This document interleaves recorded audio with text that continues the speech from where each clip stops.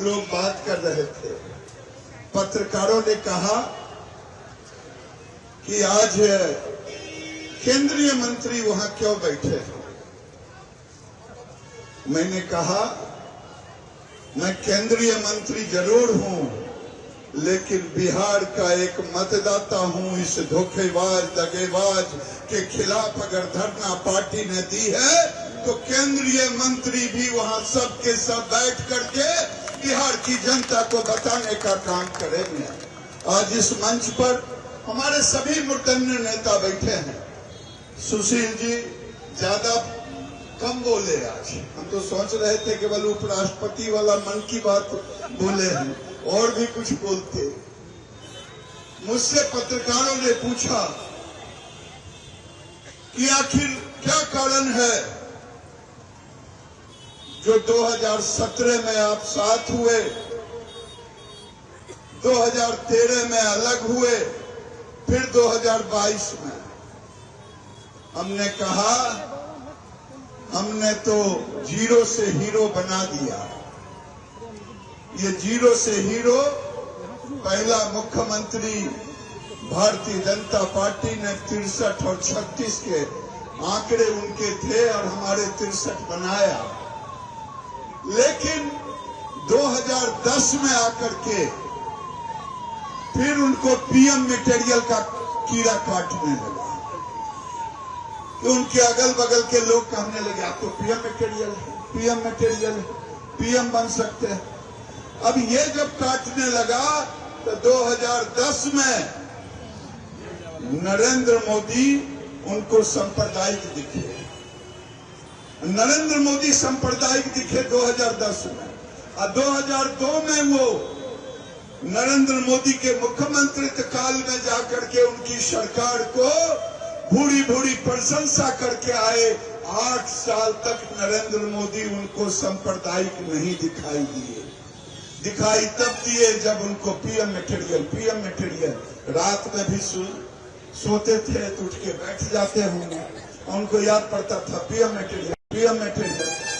तो अंत में आकर के उन्होंने 10 को नरेंद्र मोदी का भोजन जो डिनर कहते हैं वो कैंसिल किया, और कैंसिल करते करते लगा कि अब सुशील जी कितना उनको मनाते 13 में कहीं कि अब हम नहीं मानेंगे, अब हम नाता तोड़ ही देंगे, क्योंकि रात में मुझे नींद नहीं आती कि हम पीएम हमको पीएम मटेरियल है। भाई पीएम मटेरियल है, आपने नाता तोड़ लिया। 2014 में चुनाव लड़े, 14 में चुनाव लड़े, बिहार की जनता ने आपको 2 सीटों पे आके अटका दिया। पीएम मटेरियल आपको समझ में आ गया। फिर वो हमारे साथ आ गए 2017 में, और 17 में आए तो आज जो भतीजा हैं वो कौन सा टाइटल उनको दिया था, कौन टाइटल दिया था उनको, क्या दिया था, आज पलटू राम फिर कल्टू राम हो गए। और आज जो हमें मीडिया के लोगों ने कहा लालू जी ने उनको आज बात किया है, आशीर्वाद दिया है, हम बोले हाँ हमने देखा था। लालू जी ने एक ट्वीट किया था कि ये सांप है, लालू जी का ट्वीट, ये सांप है, ये जैसे सांप केचुआ छोड़ता है वैसे ये पार्टी भी छोड़ता है गठबंधन में। लालू जी ने ट्वीट किया था ये गिरगिट से भी ज्यादा रंग बदलने वाला है, हमके आशीर्वाद ही तो दिए हैं, वो सब आशीर्वाद ही है। पत्रकारों ने कहा तो फिर आप 2017 में क्यों उनके साथ गए। हमने कहा इस मंच से मैं कहना चाहता हूं कि क्या बिहार को हम चुनाव में ढकेल देते, एक रास्ता था। दूसरा रास्ता था कि हम नीतीश जी तो नहीं है कि उनसे नाता तोड़े और हम उसके साथ सरकार बनाते, क्योंकि वो अराजकता के प्रतीक था आरजेडी। इसलिए हमने तय किया कि नागनाथ की सांप नाथ, तो हमने एक नाथ को चुना। और फिर जो 2022 में हुआ है, 22 में एक गांव की कहावत है, मैं टीवी पर भी कहा कि कानने का मन हुआ तो आंख में गड़ा खुट्टी। अब ये कह रहे हैं कि बीजेपी हमारा एमएलए तोड़ा था। बीजेपी काहे के लिए तोड़ेगा भाई? क्या हमने तो आपको 43 सीटों पर मुख्यमंत्री माना है। अगर ये अपमान है तो सम्मान की परिभाषा बदलनी पड़ेगी। हमने तो आपको सम्मान दिया। आपने कहा, सुशील जी ने भी ट्वीट किया है कि आरसीपीसी को अगर है दम नीतीश कुमार तो 1 साल तक आपने कभी प्रधानमंत्री और अमित शाह जी को न पत्र लिखा कि मेरे कहने पर आरसीपी नहीं बना मंत्री। वो नहीं बोल सकते, उनमें नैतिकता नहीं। वैसे नीतीश जी ने अपनी नैतिकता और नीति सबको फ्रीज में रख दिया, फ्रीज में रख करके आए हैं। और आज 2022 में हमसे पूछा कि आप लोग इतनी बड़ी पार्टी, आज राधा मोहन जी के नेतृत्व में आप आंदोलन कर रहे हैं, आपको बुझाया नहीं? राधा मोहन जी तो सबको बुझा देते हैं और आपको नहीं बुझा पाए कि क्यों ये भाग रहा है।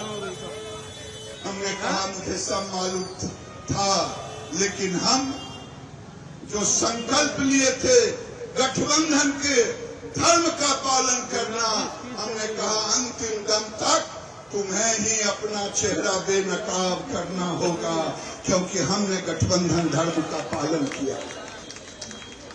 इसलिए हमने, और आज फिर प्रधानमंत्री का पीएम मटेरियल आप देख लीजिएगा, 2-4 दिन के बाद शुरू हो गया है। उनके लोग कहना शुरू किए हैं पीएम मटेरियल, पीएम मटेरियल। और गठबंधन भी इसी आधार पर हुआ है। मीडिया ने पूछा ये कब तक सरकार चलेगी?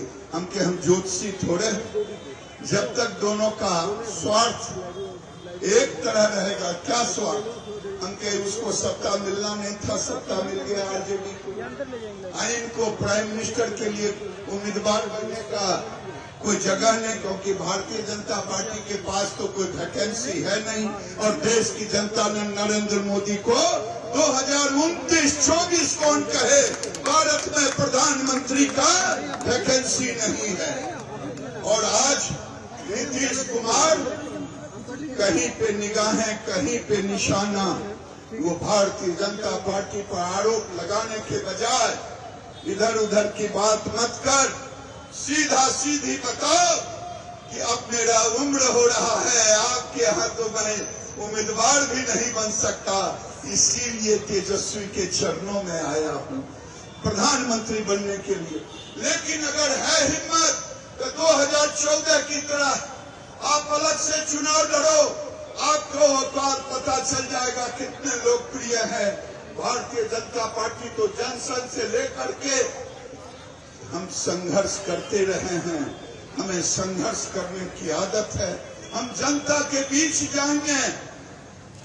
आज आपको याद आ रहा है कि भारतीय जनता पार्टी सांप्रदायिकता फैला रहा है।